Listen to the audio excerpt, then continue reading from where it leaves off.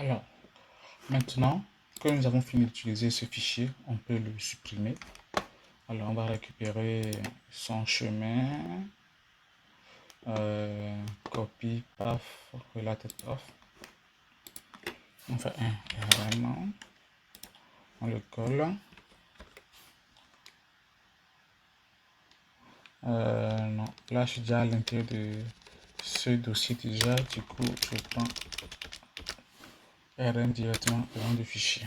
Quand on fait un LSA, je vois bien que le fichier il n'y est plus.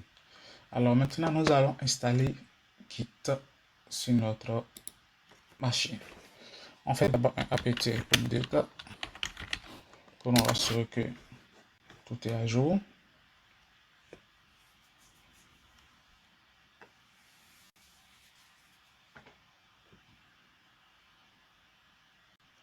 Maintenant on fait un apt install git.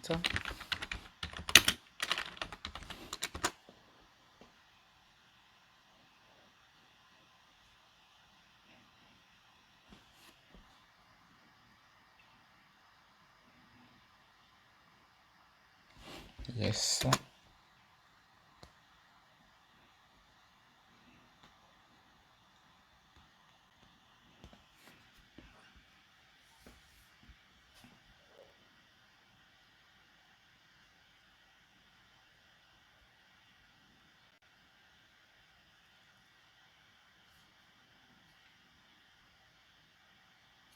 Après ça, nous allons créer un fichier readme, un fichier gitignore. Pendant que ça fait l'installation, à quoi c'est le fichier readme? Ok, il a fini. Alors, le fichier readme, c'est un fichier qui sera sur notre GitHub dans lequel on va expliquer un peu ce que fait notre application. Si on a des commentaires à donner, vraiment, ce n'est pas indispensable, mais c'est utile. C'est vraiment utile. On peut donner le mode d'utilisation de l'application, on peut l'expliquer dans notre readme. Nous allons faire un echo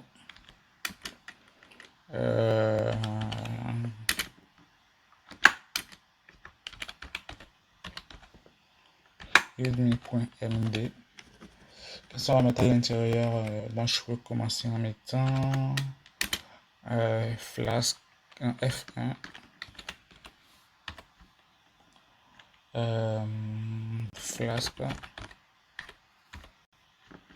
API. Je peux mettre, qu'est-ce que je peux mettre, ah ouais, je laisse comme ça. Tout me fait éditer correctement après. Maintenant, un fichier qui est important par contre, et lui par contre il est très utile, c'est le fichier gitignore. Echo. Et le fichier gitignore, c'est un fichier .gitignore. Point avant le fichier pour dire que c'est un fichier caché. Voilà. Et à quoi sert ce fichier? Dans ce fichier gitignore, nous allons mettre à l'intérieur tous les fichiers que nous ne souhaitons pas que le commit qu'on fera envoie sur GitHub.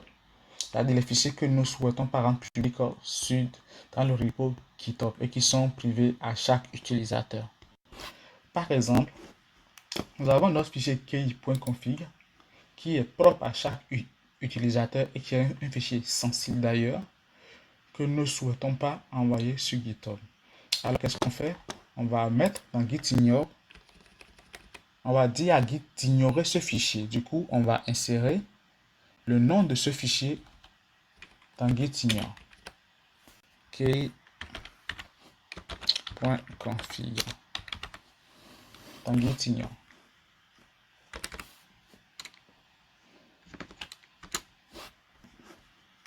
On peut ouvrir notre gitignore pour voir. On voit bien qu'on a key.config à l'intérieur.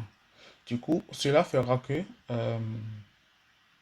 lorsqu'on va envoyer notre repo sur GitHub, ce fichier-ci, key.gitignore, ne sera pas envoyé. Et donc, il n'y aura pas nos clés qui seront mises en public sur GitHub.